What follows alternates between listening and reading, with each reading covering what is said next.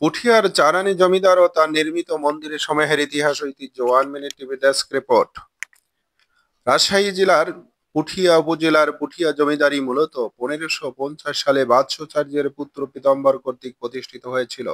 পীতাম্বর রায়ের উত্তর পুরুষ অনুপম নারায়ণের ছিল 4 পুত্র: নরেন্দ্র নারায়ণ, মেদনারায়ণ, রূপনারায়ণ এবং প্রাণনারায়ণ।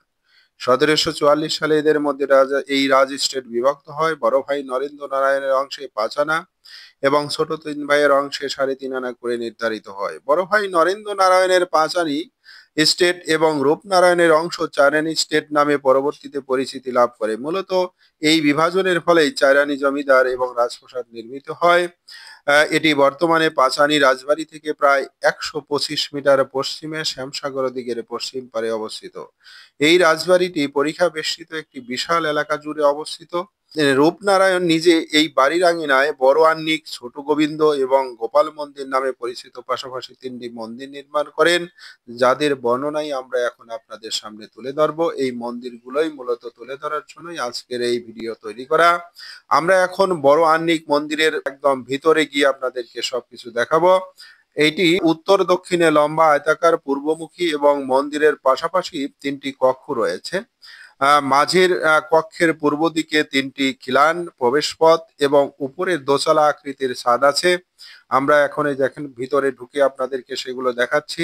আয়তাকার কক্ষের দক্ষিণ এবং উত্তর পাশের কক্ষ দুটি বর্গাকৃতির এবং পূর্ব দিকে একটি করে সরু খিলান প্রবেশপথ আছে। এর ছাদ চৌচলা আকৃতির। মন্দিরটির সম্মুখের দেওয়ালে অসংখ্য পোড়ামাটির ফলক রয়েছে।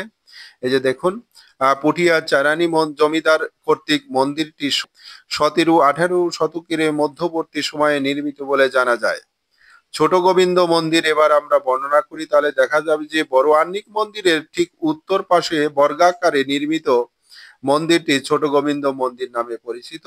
1 কক্ষ বিশিষ্ট মন্দিরের পূর্ব এবং দক্ষিণ দিকে সরু বারান্দা, দক্ষিণ দিক 3টি এবং পূর্ব দিকে একটি করে খিলান এবং প্রবেশপথ আছে। মন্দিরের চারপাশের কর্নারে এবং দরজার দুপাশে পোড়ামাটির ফলক দ্বারা নান্দনিকভাবে সজ্জিত আছে। এটির কার্নিশ ধনুকের ন্যায় বাঁকানো, ওপরে একটি ফিনিয়াল বিশিষ্ট চূড়া আকৃতির ছাদ আছে। দেয়ালে ফলকগুলো যুদ্ধের কাহিনী, বিভিন্ন হিন্দু দেবদেবীর চিত্র, সংস্কৃত ভাষায় রচিত পোড়ামাটির ফলক ইত্যাদি দ্বারা সজ্জিত। এ মন্দিরটি খ্রিস্টীয় 17 এবং 18 শতকে নির্মিত বলে জানা যায়। এবার আমরা বর্ণনা করব গোপাল মন্দির। এটি চারানি মন্দির চত্বরের ঠিক উত্তর পাশে অবস্থিত আয়তাকার দ্বিতল মন্দির। দক্ষিণ দিকে 3টি এবং পূর্ব এবং পশ্চিম দিকে একটি করে প্রবেশপথ আছে। দক্ষিণমুখী এই মন্দিরের উত্তর দিক ব্যতীত অপর 3 দিক বারান্দা আছে।